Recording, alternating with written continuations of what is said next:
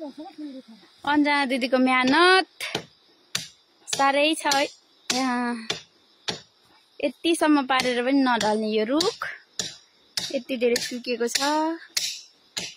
यो ढाल्नु भएपछि एक आँगा बारी भयो भने एक मुढा लाने भनेको त हुँदैन।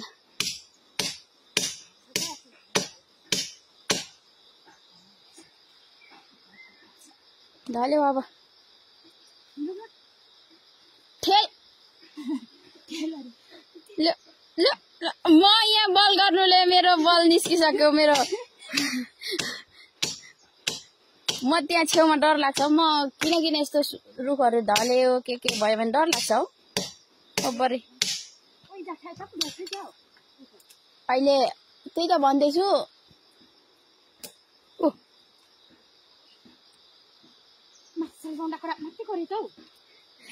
जाँदैछ हौ बिस्तारै।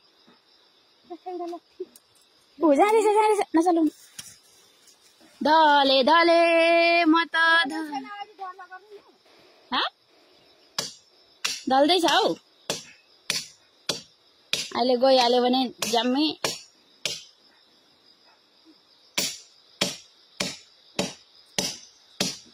लु अब चाहिँ फिक्स।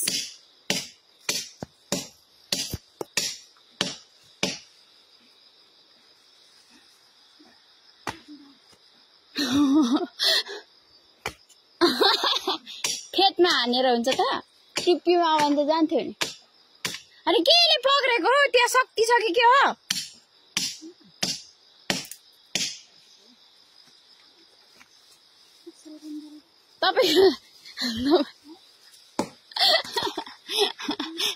तपाईको शक्ति त्यहाँ उयो गर्नु जाँदैछ बिस्तारै।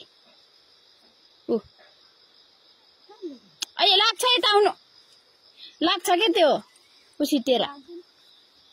के साह्रो नडराउने मान्छे हो म त। यस्तोमा चाहिँ डर लाग्छ है। भूतसँग बरु डराउँछ यो मान्छेहरू के भएको पनि।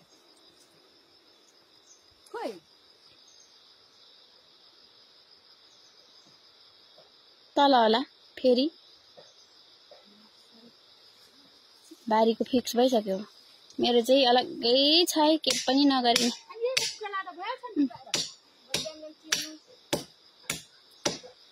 ए दिदी लु भयो अहिले तपाईँले उछिट्याएर पर। ए लु भयो लु साँच्चै ढल्यो ढल्यो ढल्यो ढल्यो ढल्यो।